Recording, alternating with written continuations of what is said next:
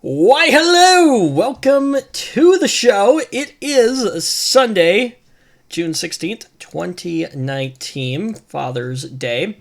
So, some changes on the show this week.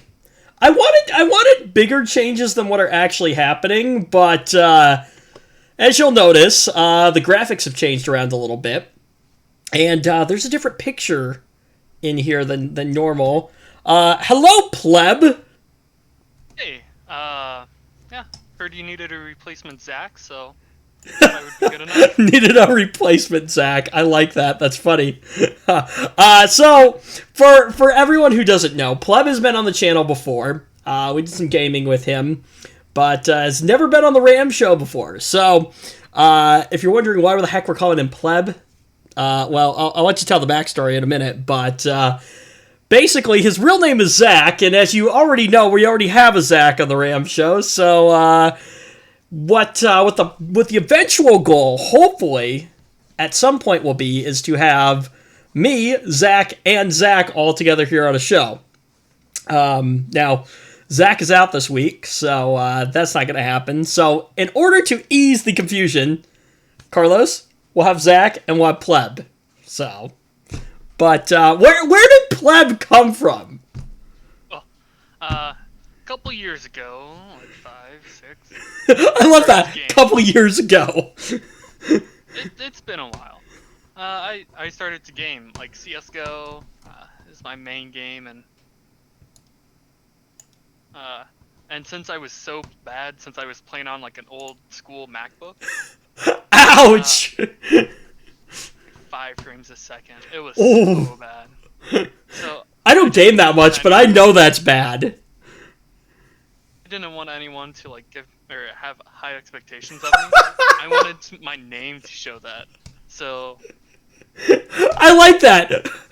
So apparently now all of our viewers won't have any high expectations of you. oh, that's the plan. That's a good so set the expectations low and then succeed. You know what? I like that. I like that. It's a good thing we're starting you off really on the Ram show because, like, nobody expects anything out of this show. So anyway, yeah, that is a thing. So anyway, but yeah, so tell us a little bit about yourself. Obviously we know Pleb, but yeah, what are you up to? What do you do? Cybersecurity degree. Oh, so you're in the cybersecurity program. I thought you were just the IT specialist program. So. Love those networking classes. Oh, I know. We'll talk about that in a second. So, a few ground rules for the show that I probably should have mentioned earlier. So, keep it clean. And I want you to tell people what you do, but don't specifically say where you work or anything like that. We don't when I talk about what I do, and you know what I do, right? Don't actually. Okay, yeah, there we go. So basically, for anyone who doesn't know, I work in retail, where I obviously sell products, retail space, but also work on devices and things like that, cell phones, computers, all that fun stuff. So what does Pleb do? Well, I work at least for the summer, and then I'm free during school year. I work at an IT firm, either as a bench technician or technician. So that means I just work on computers, desktops, sometimes servers. I know everything I want to be doing. Everything I want to be doing, except for I need a job like all the time. Yeah, it's great. I work 40 hours a week. And then I also double as like an on-site like assistant tech. So I go like to the company or school and systems, if they're installing cameras, I do that. If they're computers, I do that. Kind of all over the place. He attempts networking. Didn't go so well. He actually How did that on a wireless bridge. How did that end up working out for you? Like, don't tell great exactly, but like good, not so good, like. Let's say we started out with low expectations, like usual. There's always room for improvement, so I've been told. Oh my gosh. For sure. So, one thing you will notice about Pleb, he's a little bit more out there than, say, Zach is. Different personalities, things like that. So, anyway. Zach, you know what? If you're on next week, we should just say, oh yeah, Zach, you've been replaced. Yeah. This Zach is way better. You love Apple. You love... Wait. What? No. Okay. You had me up until you said he loves Apple. Yeah, no. Being so sarcastic. By the way. Just putting that up. Right. By the way, what exactly happened to your phone? So I dropped my iPhone 7 on the ground, and it cracked from the top left of the screen down to like halfway through. That's like the largest crack, but like everything else is okay. I can still use it. So how did this happen? I honestly forgot. I think I was mowing the lawn, and then when I got back and parked the mower, I reached for my phone and it just dropped. Just done. Yeah. Rip iPhone. R.I.P. R.I.P. Rip. Oh man. So. Meme and a half. So this week's show is going to be a little bit different. Like I said, new people on the show. I really wanted to have all three of us. I think, and that's the eventual goal. It's only taken us yeah, 3 months, something like that, to like actually finally get you on the show. So, I'm a busy guy. Right. I tried to convince him to not only produce but direct and host the entire show next week. Yeah, that's a no-go. 100% no-go. Oh, come on, I'll give you all the files you need for the show. I'm gonna...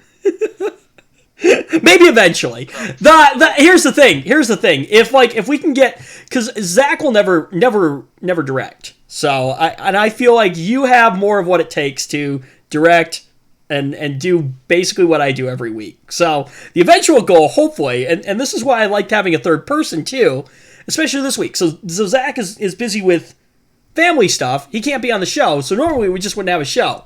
But now that I've got you, we can have a show. By the way, no show next week because I will be gone. Because somebody apparently can't be bothered to do the show for me. Freak that. No. I totally was kidding. That is a lot to try to learn in 1 week. I mean, the whole task of putting a show together isn't necessarily all that hard. Probably the majority of the time is spent actually finding topics. That's what people don't see on the show. But directing it and things like that, you got to hit the right buttons and you got to hit them at the right time, and there's not a lot that changes and things like that, but there is some to know. So anyway, but at some point maybe we'll get you there. So with that being said, you've learned a little bit about Pleb. You've gotten to know him a little bit. Let's hop into topics for this week. And we're talking about a company that you've mentioned earlier, Huawei. So here's what they're doing. They're apparently showing ads on lock screens for some of its phones. Kind of like how Windows does it. Yeah. in Windows 10? Yeah. Have you seen the whole Windows will pop up like a giant ad for OneDrive and things like that? I hate those. You've seen? Oh my God. I've never seen one of those before, but I've seen pictures of it. So I've been gaming and they just pop up at the corner of my screen, and I just don't want it there. Here's a good question: has your system ever just restarted on you in the middle of gaming? No, I mean my game has crashed a couple times, but your full system hasn't actually restarted. It's because I had 20 Chrome tabs and playing COD. Oh, I only have 8 gigs of RAM. right? Yeah, that wonderful 8 gigs of RAM. I know I forgot to ask you something. System specs, go right now. i7 8700K, 2 DDR4 Dims. RAM DIMMs, GTX 1050 Ti, 250 Samsung SSD, and a Western Digital 1 TB hard drive. Okay, so I beat him on like 3 things here. 1060, 16 gigs of RAM, and a 500 gig. Well, yeah, but are you M.2 or are you SATA? I'm SATA. Okay, fine. We're on the same level there. SATA. Oh, actually, and I beat him on the processor too because I've got 8 cores and what is it? Yeah, Look this up. 8 cores, 16 threads. We're also doing 2 separate things. Completely different applications we're like using. So, Content creation, gaming. yeah. Oh man. Or are you Ryzen? Yeah. I'm Ryzen 7. Ryzen 7 3700X. Or 2700X. I'm sorry. Okay. Yeah. Ryzen 7 2700X. That's what I'm running. I don't know what the clock speeds look like. What I'm not even overclock. What are you overclocking? I'm boost clock. Okay. I'm just sitting at stock 3.8 gigahertz. So, but Yeah, yours is better as a workstation. Mine is better for gaming. I don't doubt that. But just in terms of like pure core and thread count, I am beating the crap out of your system right now. So, Yeah. what do you're a quad core, right? 6 core, 12 threads. Okay, that's not horrible. That's better than the 4790K that Zach's running. Yeah. But he's planning on upgrading soon. So I have a better overclock than you by like 11% peak overclock. that's because you are overclocking. I'm not overclocking. No, it's like standards processor. Oh. I have more room to overclock. I see. So, how are you doing with that 8 gigs of RAM there? Oh, it's working out. I'm looking to upgrade in the future. You know what though? You said though. So when you're looking to upgrade here, real quick, let's talk about this. So actually, you know what? We'll talk about it later because we'll talk about it later. Let's get into this. Let's get back to this Huawei thing here. So a number of Huawei phone owners have noticed that their devices have suddenly begun displaying ads in their lock screens, according to Android police. So let me ask you first: Would you even buy a Huawei product? Can pigs fly? That's no. Okay. No way. I can barely get away from Apple. Do you think I would go straight to Huawei? You know what? Okay. You know, the iPhone 7 isn't a bad phone. It's still going to get you through the next couple years here. We're going to put a new battery in it for you, so that'll give you some more life in it. But here's the thing, is when you're looking to upgrade, because that'll happen, okay, are you going to move away from Apple? Or are you going to move to Android? I've been thinking about this a lot. I think I might need to move away from Apple. I think Android's best. I'm glad to hear that. So, do you have a company in mind that you're thinking? Are you thinking like Google? You're thinking Samsung? I like Samsung. Their products, I know SSDs, and just their overall hardware is solid. For sure. I love my Galaxy S9. It's a great phone. Not the cheapest thing in the world, but great phone. And honestly, when I was looking to upgrade, when I was looking to get away from Apple, because that's what I was looking for. I knew I wanted to go back to Android. I knew I was looking for an Android device. My choices were, it was a toss-up between a Google Pixel, and it was probably a 2 at that point. So the Pixel, or my Samsung Galaxy S9, and I made a decision solely on one thing, one feature. Any guesses as to what that is? I have no idea. The headphone jack. Oh, yeah. came down to the headphone jack, because I still use my headphone jack. I use it all the time. So that was an important feature for me. So that's why I decided to go for my Galaxy S9 over a Google Pixel. So anyway, that's what happened there. But anyway, back to this. Users began complaining the other day that ads from Booking.com have appeared on their phones. And 9 to 5 Google notes that a variety of phones appear to be displaying them, and that Huawei appears to have slipped them into the phone's magazine unlock feature. That feature allows users to have a rotating set of images on their lock screen, which changes every time they unlock their phone. Now, The Verge has reached out to Huawei and Booking.com for comment. They have not updated the post yet. Yeah, so, Huawei's, I feel like they're just going down. You know, their market share in the U.S. I don't think is as big, because they're more of like a European kind of, or maybe not even European. I don't know what their target demographic is, but I don't see a lot of those devices in the United States. At least not in this area. I think there's a lot of countries like in Europe that are gonna team up with America for its tariffs on Huawei.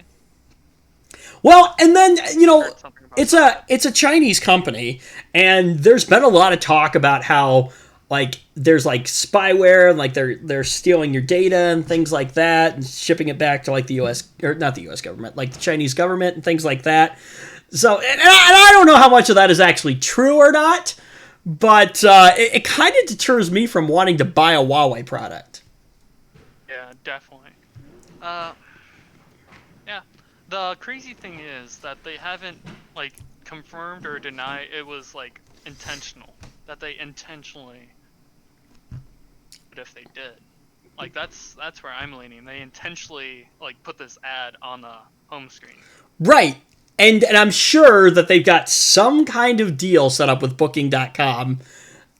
Oh yeah, definitely. For sure. Yeah. You know, here it's just like with anything. One of the features that I absolutely cannot stand about Windows 10 when you set up a new box is all the extra crapware that it comes with. I uncheck everything when you first install Windows. I do, but it still comes with all the extra crapware. Spybot Search and Destroy. Spybot Search and Destroy. That's what you need. Or not Search and Destroy. I'm sorry. Spybot Anti-Beacon. That's what it is. Supposed to disable all the telemetry data and things like that. But anyway, here's the thing that I absolutely hate too is all the extra stuff Minecraft and Microsoft News. Minecraft. And trash on Minecraft. I'm not trashing on it. I'm just saying it's included in there. What else? Candy Crush. All that fun stuff gets integrated in as it's actually abware, but I just call it crapware because it's crap. But anyway, it's all integrated in, right? You uninstall it, and then you know what the system does? It reinstalls it. Yeah. I don't know if this is just a bug that Microsoft just still hasn't fixed, or I'm sure it's intentional, but it's annoying because here's my thing, and this is my biggest gripe about Windows 10. Longtime viewers of the show know it, and that is that I don't get why it does that. It irritates the heck out of me because here's the thing: if I'm uninstalling something, I probably uninstalled it for a reason. Yeah. Just saying. But apparently Microsoft just says, nope, I'm sure you wanted that, and they bring it back. So. Don't forget the app that takes the most resources, Xbox Live. That takes up so much resources. You know, the thing is, I wish that all this extra stuff that's in here, the Xbox Console Companion, the Xbox Game Bar, things like that. I don't need that stuff. Why will you not let me uninstall it? I want to get rid of it. Actually, if you pay $100 for the product key of a Windows system, you should be able to do that. Right? Yeah. Well, and I should be able to. Yeah, but apparently Microsoft doesn't have ethics as seen by, oh, you're on Windows 7? We're just going to randomly upgrade you to Windows 10. Remember that whole debacle? Yeah. Good times. Oh, man. Yeah. Anyway, so in a reply to one user, Huawei German Twitter account apologized saying, "I'm sorry that you think we want to advertise." Okay, so if they're not advertising, then what is it? Yeah, it's kind of backhanded. Right? That you think we did something wrong. It's not my fault. It's,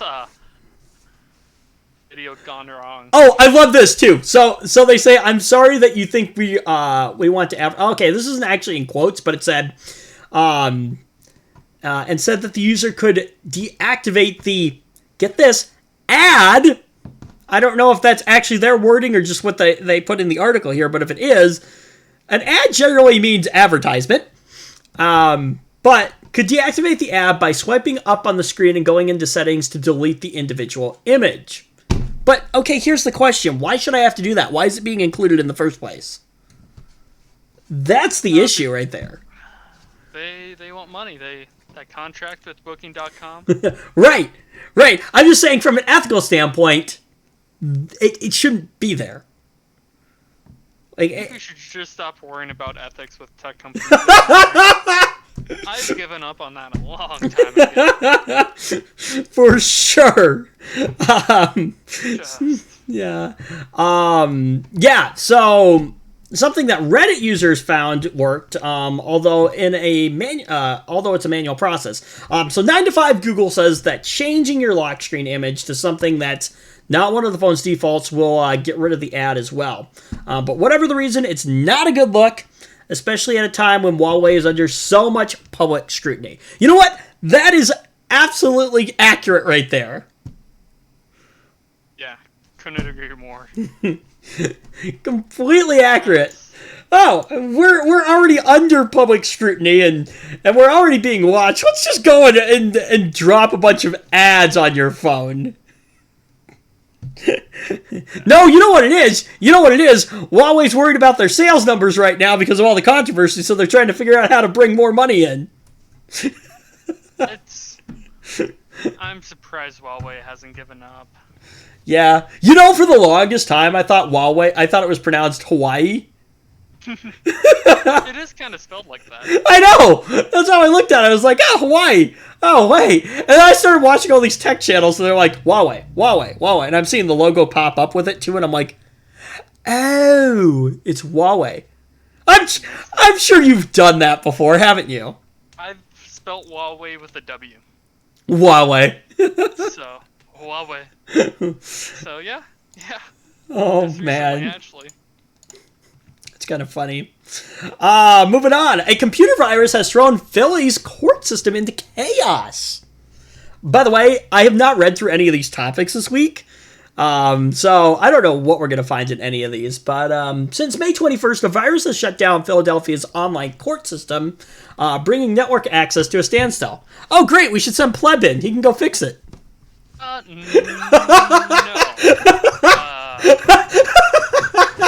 I'm not doing that again. I'm sure it's just configuring a bunch of Cisco products. Yeah, let's go with that. Yeah. So the problem started unexpectedly, as most of these do. Suddenly, no one could seem to access the system to file documents. It wasn't working, says Rachel Gallegos, senior staff attorney with the civil legal aid organization Community Legal Services. I thought it was my computer. You know what? That is not a bad place to start on some of these issues sometimes. Sometimes it is just a weird glitch with a computer. Yeah. So you go into an individual one and you just immediately disconnect it from the network. That's what I do all the time when I don't even disconnect it. I do a ping. I see if I can even ping the network. That's the first place I start. If I can't ping the network, then I know that there's something really wrong. But anyway. And it gives me two valuable pieces of information. Either my computer is not working, or something on the network is not working. But anyway. So... Yeah. What is that? Baltimore? Baltimore. Is that it looks weird to me. Anyways. So, as Baltimore deals with a devastating malware attack, the Philadelphia court shutdown is... Oh, yeah, okay. I told you I hadn't read through any of this stuff before. Is raising similar questions about how cities can respond when crucial services are suddenly lost. The outage is now stretched on for weeks, forcing attorneys to use paperwork filed in person and raising difficult questions about who is slipping through the cracks of the broken system. You know, here's my thing. We keep reading about stories like this with cybersecurity issues and things. Apparently, like, as Zach would say, security by obscurity is what most of these companies employ. I don't know. Do you think that's true?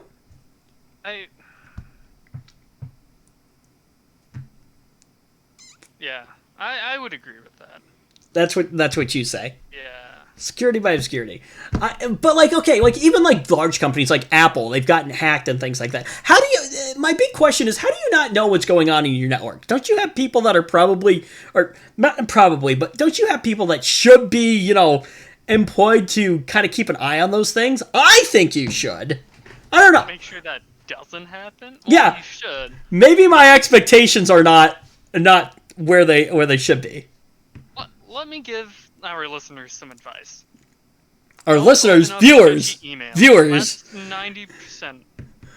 Okay, hey, hold on. You have to understand that, like, okay, most of our viewers are probably in a tech kind of mind, but yeah, to what would be considered a normie to us, yeah, they usually just randomly click on things, which is never a good idea. But, yeah, you know, it's funny. I see devices coming all the time. There's this random pop-up ad that keeps coming up on here. Why is that? Why is this like this? Why is this like that? Because you clicked on something you weren't supposed to click on. Never fails. Never fails. Exactly what they say to do. You should be good. I just know. Gosh, that's... But no, you're absolutely right. But it's funny, it's tech companies that are doing this. You would imagine that most of the people working in those tech companies, most people at Apple, I would imagine, probably know that you shouldn't click on sketchy links. At least I would think. You would hope so, you know? I would hope so, but I don't know. I just, that's what doesn't add up to me, especially with tech companies. But anyways. The courts have attributed the problem to malware discovered on a limited number of... Oh, there you go. Right there. Malware. Of computers, which caused them to shut down the system as a precaution. But there's little other information available. Officials said that saying any more could jeopardize the redemption process, or remediation process, excuse me. But that they contracted a cybersecurity firm to look into the problem. The court... meanwhile, remain open in person. You know, here's another good question. Do we rely too much on technology these days? Like, I know, that's our livelihood now, or at least it will be, but do we rely too much on tech? For, like, social? No, in business. Don't get me wrong, it definitely... rely on it enough.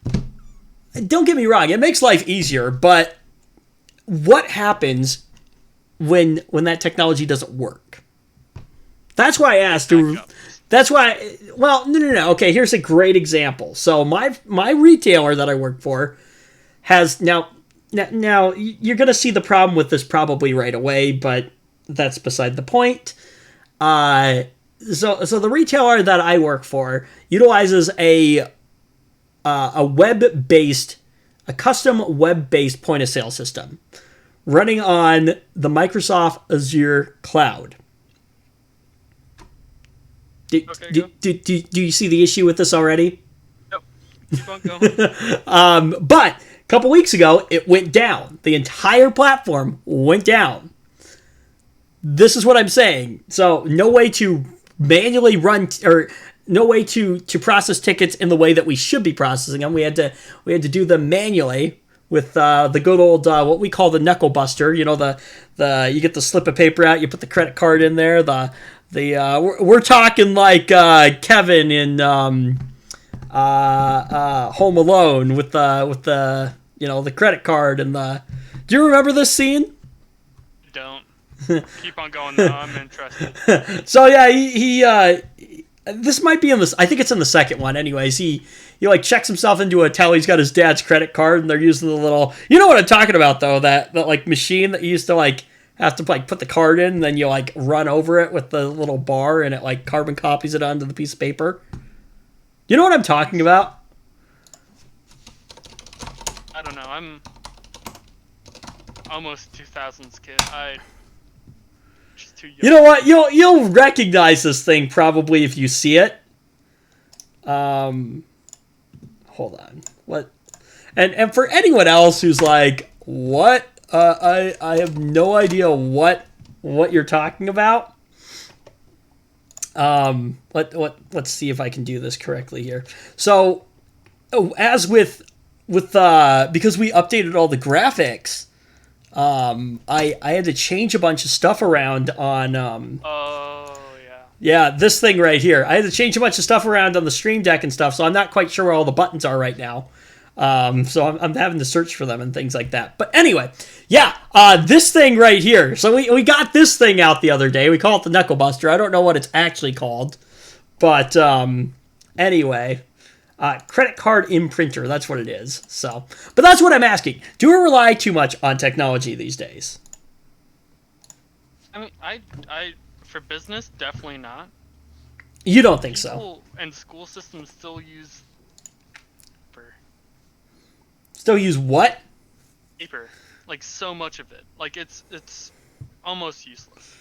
Okay, well, let's talk about like the medical field though. They're starting to transition everything. Now, don't get me wrong, they're transitioning everything into digital records, which is great because it makes transferring them and accessing them really, really easy. But what do you do when that whole system goes down? Backups. Like that's the only thing. I'm not saying like the data disappears. I'm saying like you physically can't access the data, whether it's a server, whether it's a server going down or a network issue or something. That's what I'm talking about. I'm not talking about like backups. Yeah, for sure. Like that's a great practice to have just in general. But like I'm specifically saying when the actual hardware portions of it go down. The network goes down. The server goes down. You physically can't access the data. Well, you have an off-site server to... That's what I'm going. Everyone get on their phones and use that. I have no idea. All right, pleb. So how does that help me in a network outage situation? How does an offline or off? Shoot.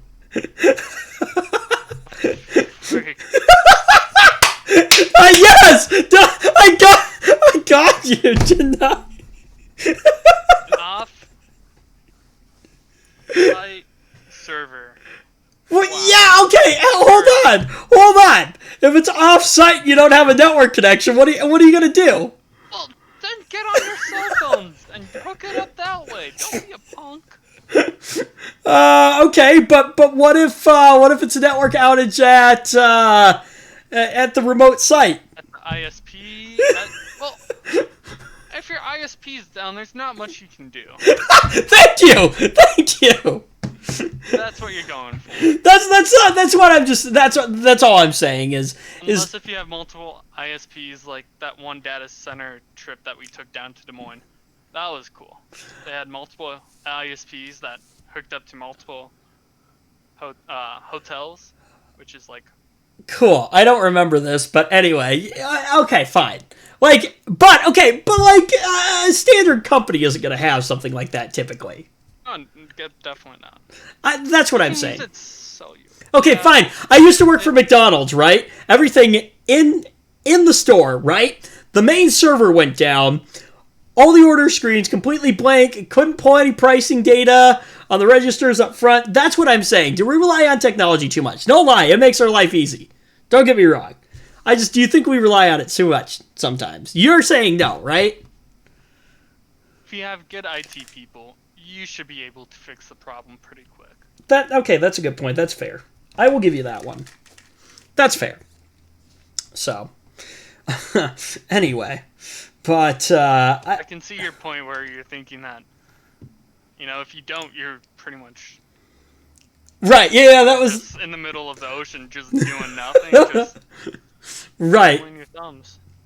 I do think, though, computerized, like, okay, medical records being computerized and things like that, that does create a giant issue, though. How do you secure that kind of stuff? You know? Like, once it's been computerized, it's hard to keep it safe. Not impossible, but hard. Yeah. But I think you would have to just like give it to outsource it. Have to outsource your data to a company that knows what they're doing. and hope that company is reliable and trustworthy. Mm-hmm. Yeah. But anyway, so back to this. The shutdown has effectively blocked anyone from filing documents in the court system or electronically. See, this is what I'm talking about. Do we rely on it too much? Maybe. Which is sending people to physical courts, pushing lawyers to make paper filings. Wow, okay. And reducing the hours that documents can be accepted. The virus has produced even wider problems, too, blocking people from signing up for jury duty, shutting down the court website, and for a time, even taking down the court email system. Oh, joy. The problem has already led to reports of longer lines, boxes of files being brought in, and even jury duty excusals being granted over Twitter? Okay. Seem ideal. Yeah. That's kind of funny, but okay. Yeah, cool. The damage is particularly severe in housing law when a mortgaging bank tries to repossess a house, or known as a foreclosure. A defendant may file for a postponement before it is sold, asking to delay the process while they gather information to fight the decision. But amid the outage, those postponement filings are in danger of being lost in the chaos, meaning that Philadelphia cybersecurity problems could cause someone to lose their home unnecessarily. That would never be. That's not ideal. Yeah, that kind of stinks. Mm-hmm. You know? Yeah. Get more IT people in there. Right. So last week, Goagos, with the Philadelphia Unemployment Project, asked a judge to halt foreclosures for a month, arguing that basic due process protections were being curtailed. Is that? I'm just watching the ads. Where are you at? I'm down at the bottom here. We're being, curtailed. Curtailed? Yeah, let's go with that. I've never seen that word before. I don't know. That might be some, I don't know. But anyways, but the lack of electronic access, but the judge decided against granting the delay, and foreclosures have been moving ahead. Okay. Holy mackerel, there's a whole nother section of this. Anyway, we're going to move on. TLDR. That's what happened. Right. Philadelphia. For sure. Basic things. Don't click on random links to things. You know what? I think the problem is something that Zach calls download roulette. Download button roulette.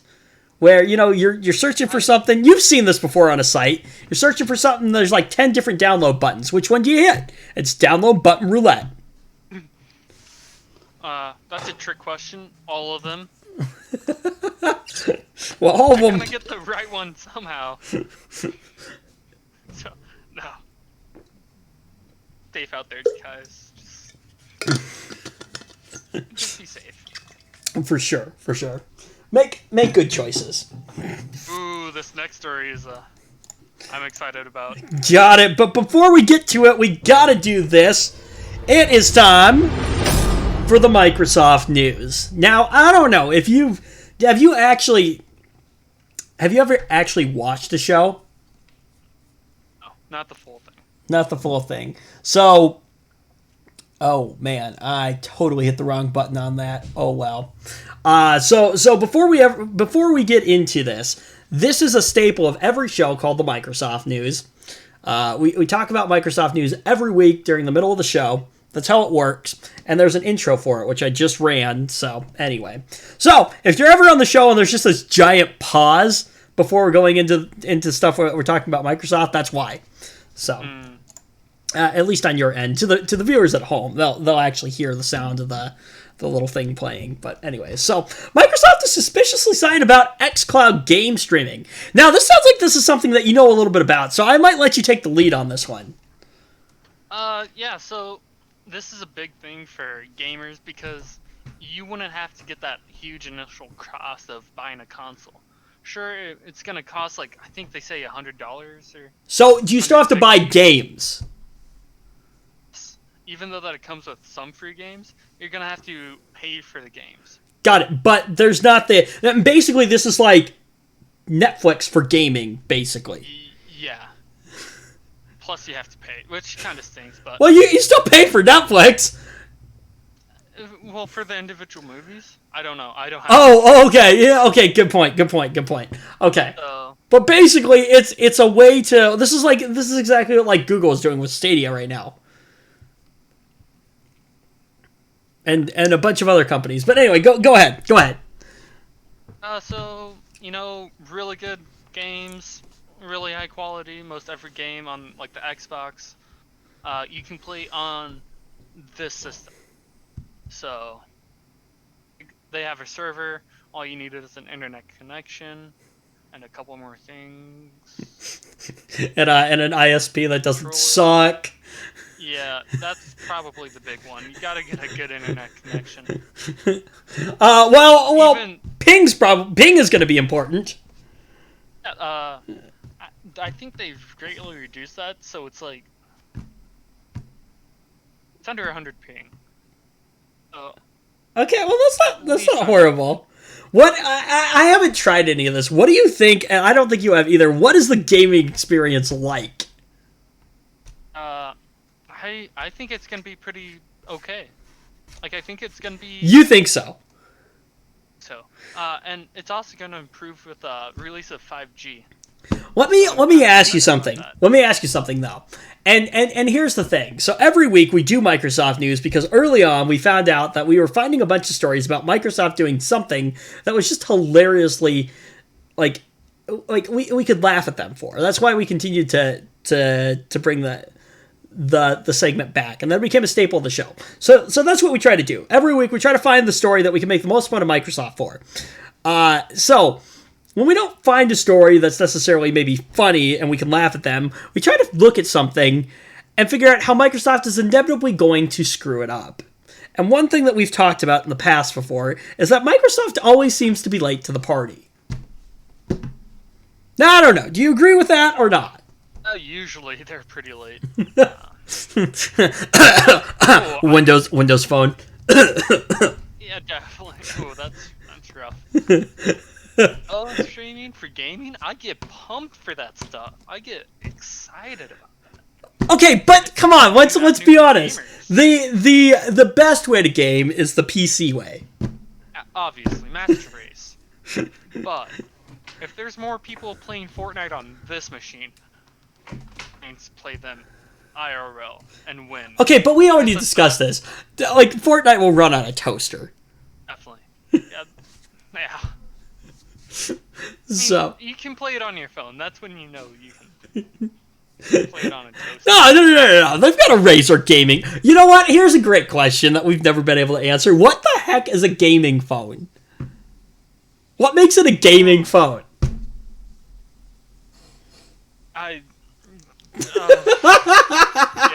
Yeah. Yes. That's my only answer. Yes. I love this. I'm breaking him all over the place. Just like... See, you thought this was going to be easy, didn't you? I was hoping for it. Looking back on it, I should have known. I should have done your research. Should have watched the shows. I'm just kidding. No kidding. So you still got some thoughts on this, or do you want to go through the article here? I think I'm losing connection. That or your mic is being horrible. One of the two, and I see like on Amazon it's supposed to be here Friday, and that's past that's more than a month that it's been shipping from India. Oh yeah. So for Yeah, those we of you talked about that. for those of you who don't know, so Mike Mike's Mike. No, Pleb's Mike is just like a horrible piece of crap that's falling apart, I guess. Headset mic. It's not that good. So he's got a like a Yeti snow, or no, it's not a Yeti. He's got a snowball on the way, right? Yeah. And he saved $15, but what was the trade off to that? I didn't look at who was selling it, the company that was selling it, because I was thinking it's like, oh yeah, it's Amazon, it should be okay.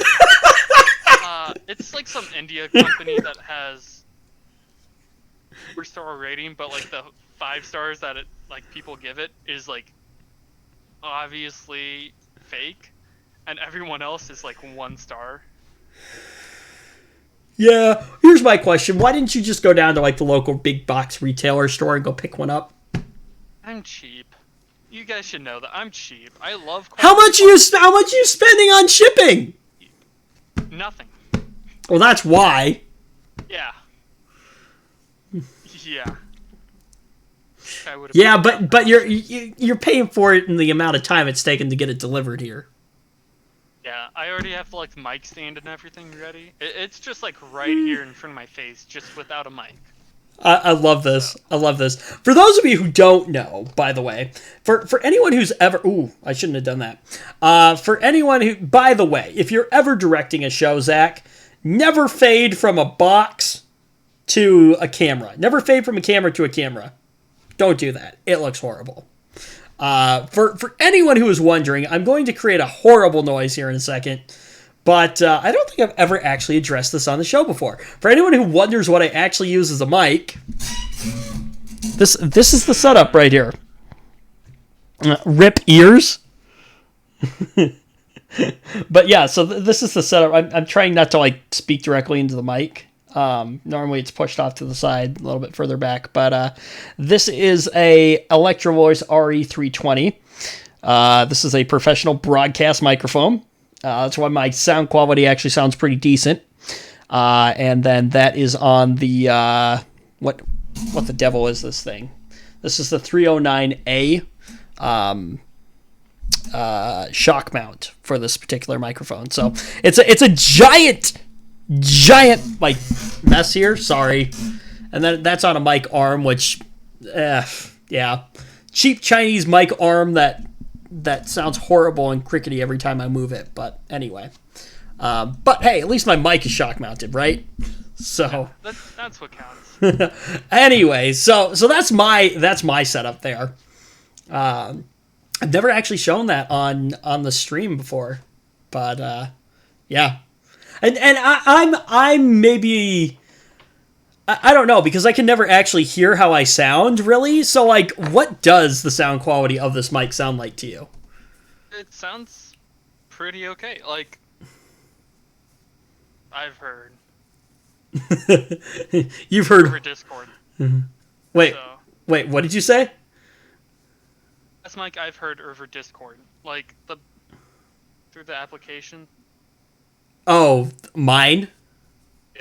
Yeah, I don't know what kind of compression they're putting on it, but like my voice actually sounds like what it's actually supposed to sound like. It's like, you know how some of the cheap mics, like you talk on them, you're just like, that's not what I sound like.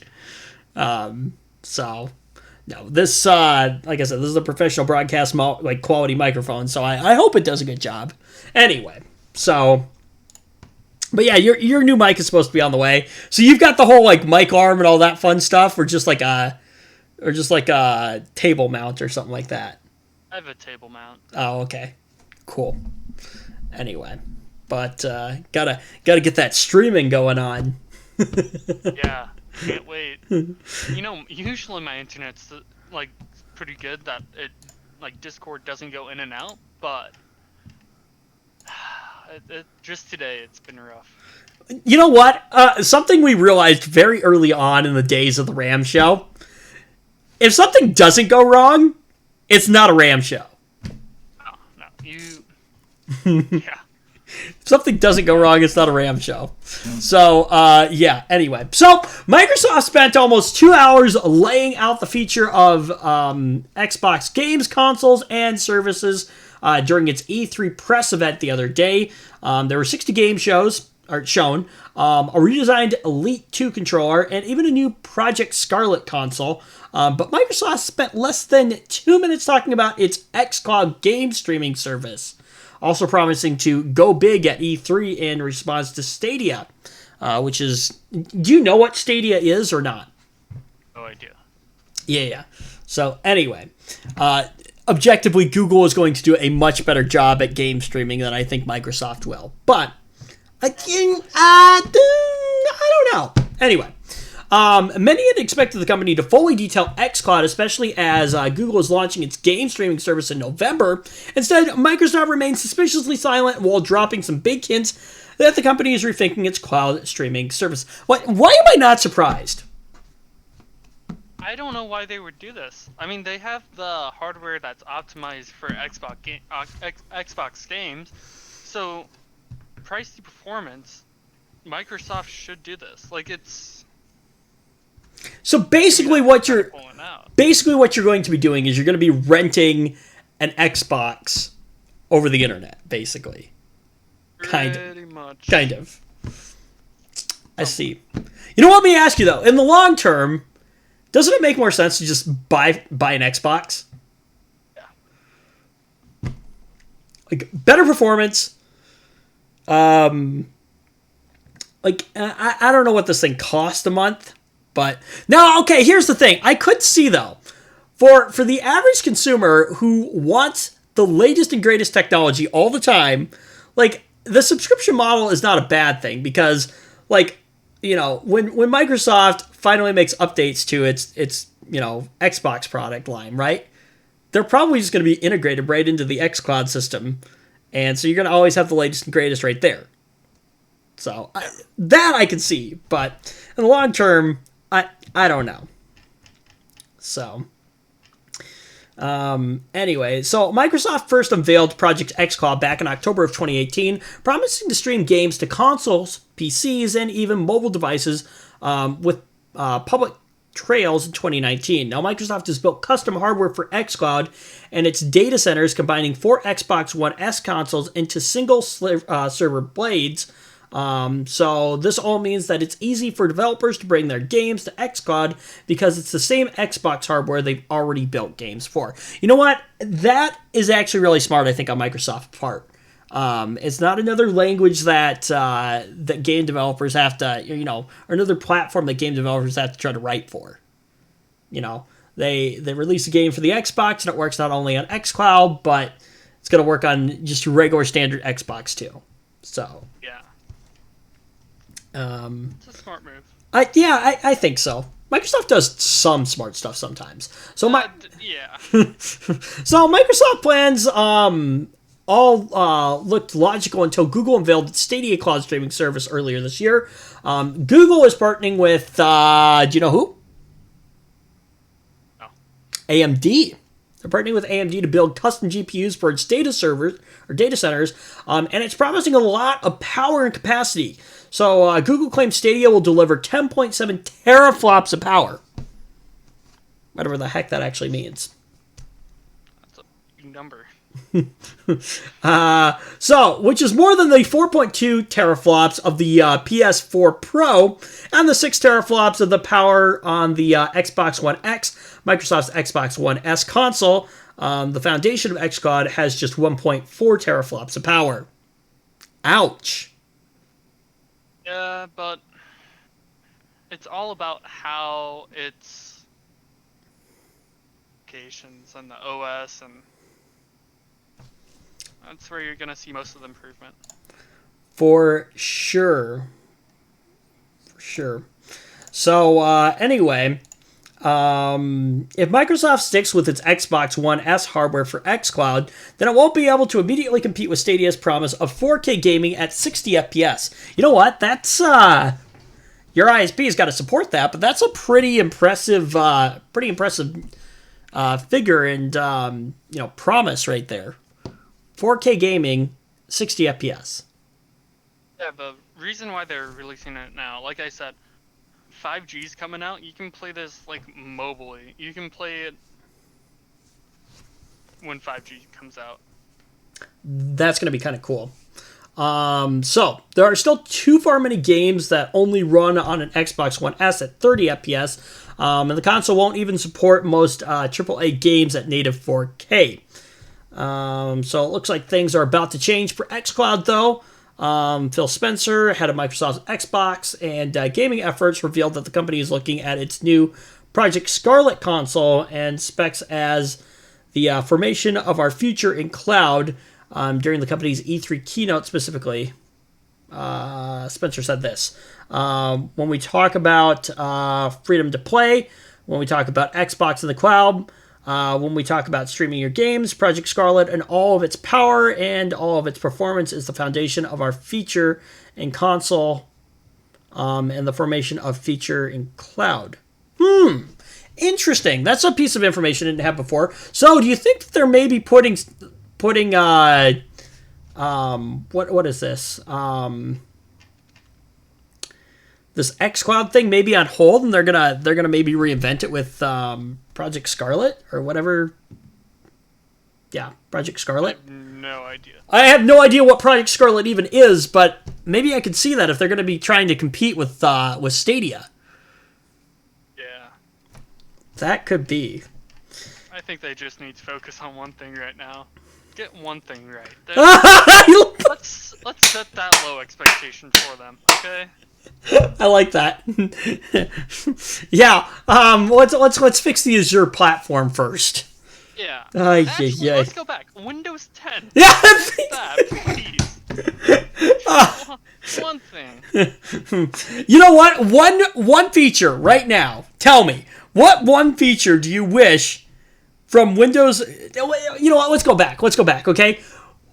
Out of all the operating systems that Microsoft has built, what operating system do you think is the best so far? Oh, 10. You think 10 so far? Yeah. Really? I don't know. The driver support over Windows 7 is better. Everyone hates Windows 8. Okay, fine. What version of a Windows, but regardless of driver support, okay? Just in terms of customizability and like easeability and other stuff like that, what operating system? I'm just so used to 10 right now. See, personally, my favorite Windows operating system ever is Windows 7. That's a classic. Yeah. I don't blame you. It's a pretty good operating system. What one feature, or I'm sorry, quote unquote feature, would you like to see removed from Windows 10? Every single pop-up that comes up when I'm gaming. I don't care if my storage is getting full. Okay, I'll give you that one. Other disk. The one feature I would love to see removed from Windows 10 is automatic updates. Why so? Bring back. You know what? Here's the thing. Here's what I'd be okay with. And I've talked about this with Zach before too.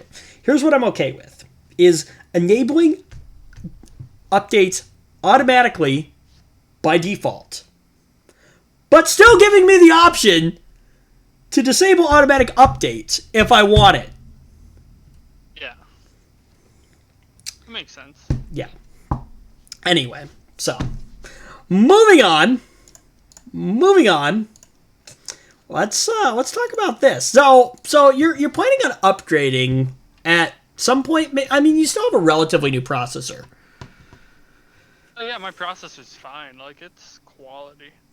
It's a GPU I would upgrade first. Let me ask you though, if you had to do it all over again right now, AMD or Ryzen, AMD or Intel? I would go Intel. For gaming, Intel's still better. Really? Yeah. Even with Ryzen 3000 coming out. Okay, I haven't seen the specs on those, and like I don't know the performance on those. Perfect. I'm expecting Right here, because that's what we're talking about. Perfect. Right here. You know what? I'm so used to sending articles to Zach that I just did it to you. Even though you have the document open, because Zach never has the document open. So, anyway. But but in the future, definitely AMD. I'm not saying this. By the way, I have a bias. I have AMD stocks. Just want to put that out there. Say into consideration about AMD. I'm sorry. You must get rid of your AMD stocks. That is a conflict of interest. Do I just specify that before? Can't buy AMD stocks, they're going up, but don't listen to me because I'm biased and I have AMD stocks. He's a conflict of interest. Yeah, I You know what? Nowhere in the handbook does it actually, and yes, there is a handbook. There legitimately is a handbook. Where is it? Documents. PDFs. There legit is a handbook. If you don't believe me, right here. TechBee Media Employee Handbook. June 1st, 2018. There is nothing about... Actually, you know what? I wonder. Let's see here. You need to fill that in then. You need to... Conflict of interest. Employees have an obligation to conduct business within guidelines that prohibit actual, potential, or perceived conflicts of interest. The purpose of these guidelines is to provide general directions so that employees can seek further clarification on issues related to the subject of acceptable standards of operation. So I bought AMD at $20. It's up to $30.30. Well, let's read through this here. Outside employment and consulting, okay, fine. Maintaining a positive public image, okay. Employment categories, introductory period, accuracy of applicants information, performance evaluations, safety, You know what? There's nothing that specifically states that stock in another company here constitutes as a conflict of interest. Let's see. An actual potential or perceived conflict of interest occurs when an employee is in a position to influence a decision that may result... Oh, here we go! And a personal... Okay, maybe. And a personal gain for that employee or a relative as a result of the company's business dealings. But if I specify that beforehand... For the purpose of this policy, a relative is any person who is related by blood or marriage, or whose relationship with the employee is similar to that of persons who are reflected by blood or marriage, such as close personal friends or roommates, for example. And no one else I know has AMD stock. So, anyway. This is more of a joke, but there legitimately is a employee handbook. Let's go. I gotta read through that. My bad. I should send this over to you. It is legitimately 32 pages, PDF. 32 though, so I think I'm good. So, let's keep on talking about and boosting up AMD. So anyway, I'm sorry. Probably doesn't happen. I'm sorry. I just had to do that. That was hilarious. It was like perfect. Anyway, yeah, let's take a look at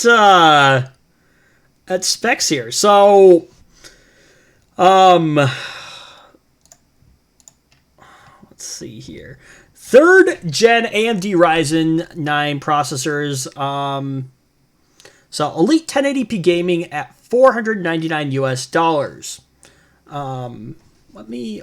Let's run this over here. And we'll throw this up on the screen. If you scroll down on that page, you can start to see numbers, which are probably going to make more sense to you than they will me, since I don't game. So, but go look at these numbers and tell me what we've actually got going on here. For like the picture, or... the slides here that they've got. So 40 computing units, 9.7 teraflops.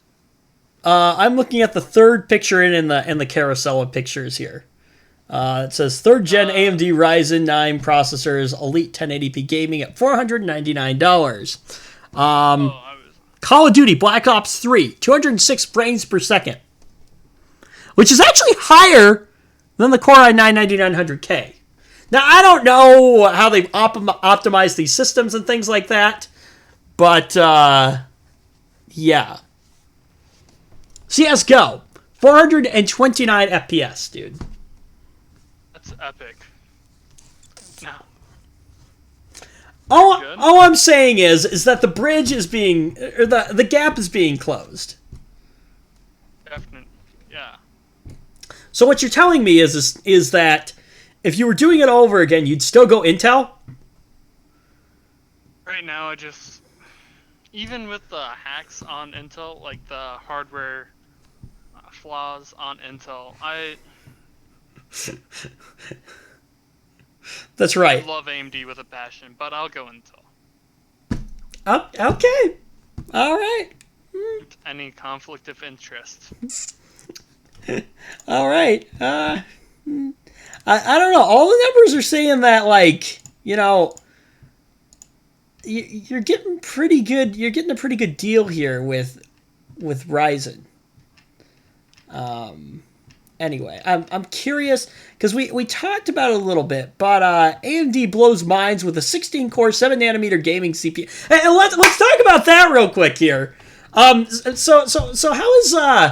how's Intel coming along on its 7-nanometer? Oh, that's right. Yeah. They can't even. That's right. They're still having trouble with 10-nanometer. You know what's scary about Intel though? They're getting a bunch of people on. They got a guy from Apple for their chip processing, or from their microchip processing unit or part. A lot of people on, so I want to count out Intel just yet. You know what? So here's the thing, is that Intel, and we talked about this last week, I think, is we were looking at specs, and I'll have to pull those up here in a second, but we were talking about how Intel, in terms of market share, is still doing fine. Because one thing that we forget about, I think, as and this is not my own realization. I was listening to Linus, and he was talking about how we as tech people forget about how average consumers think. And in retrospect of like processor sales and things like that, like the enthusiast side of the market makes up a very small percentage of it. Because we're talking about, what AMD is doing in terms of, its core counts and its thread counts and its price to performance and things like that. But and we keep asking ourselves, what is Intel going to do about this? But I think the problem is that the reason we haven't seen Intel change much of how they're doing business is because a lot of their money is, I think, made in the consumer market. They're not super concerned probably with how the enthusiast side of things is working. I don't know. Do you agree with that? I just think they're a trusted name, and people just don't want to go off the main. I think you're right with that too, because I will say I was hesitant about switching over to AMD. I had always had bad experiences with the AMD processors. Granted, they were really crummy AMD processors, but I think you've got some. I think there's some truth to that right there. It's a known name, but here's the thing: with what Intel is, or not Intel, with what AMD is doing now, should Intel be concerned? I don't know. Maybe not quite yet. I think once AMD starts breaking into the consumer market, we start seeing Ryzen processors being implemented into OEM builds and things like that. Then I think maybe AMD should be worried, or not AMD, Intel should be worried. Definitely. But Intel shouldn't just be worried about AMD. They should also be worried about what's that Snapdragon? Oh, Qualcomm? Because coming up on them. So Intel's in a weird position where they have competition like they haven't had in the past. So right, that's for sure, and that's why I wonder. Like, I thought when we started seeing the release of Ryzen and stuff like that, that this was really going to be something that would cause Intel to kind of maybe look at their product line and maybe adjust their pricing and things like that. Let me ask you, though. Here's the question, though, okay? Please explain this one to me. Why was it a good decision for Intel to remove hyperthreading from the Core i7 and the Core i5? I have no idea. To be totally honest. So you're telling me, oh yeah, I'll go Intel again. Have fun with either spending exorbitant amounts of money for a Core i9 or buying a product with no hyperthreading support. I'm just saying. I don't want it to be a conflict of interest. Oh, we're past conflict of interest right now. I'm specifically saying for you. For me personally, I would go with AMD. I like AMD. I like their company. I like their business. And their leadership. I think a lot of what they're doing. See, I'm looking at specs right now. That's what's important to me. Now we have two very different use cases. You're gaming, and I'm doing content creation. So products like Premiere Pro and After Effects and Photoshop love the extra core count and the thread count. They can utilize those. But here's the thing to consider: is it really that big of a deal in the gaming world if a processor doesn't have 6 cores? 8 cores. It hasn't. It doesn't affect it that much or as much as. Yay. Haven't developed to that point yet. So. Right. And I think this is why Intel's continuing to do okay too. But I'm just saying, from a standard point, overall, if you want a powerful system, something like that, you're looking at price to performance. Does AMD make sense these days? Or do you stick with the good old Intel? I don't know. And here's another good question: what does Intel need to do, if anything, to continue to stay relevant? What do you think? Make a better processor. Don't give us Coffee Lake, Skylake, and whatever. Well, first, give us a new, better product. First, here's what I think. First, you need to nail 10 nanometer because, how long have you guys been working on that? And then I think, bring back hyperthreading because, that's a thing. And that's the other thing too. Why is Intel stripping out features right now when the competition right now is beating them in their core count and their thread count? Or is Intel just not that threatened?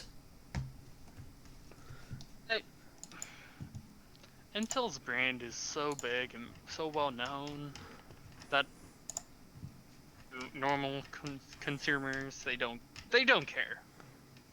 They know they have the market share, and they know at least 5-7 years of dominance in the processing market. So they feel pretty good.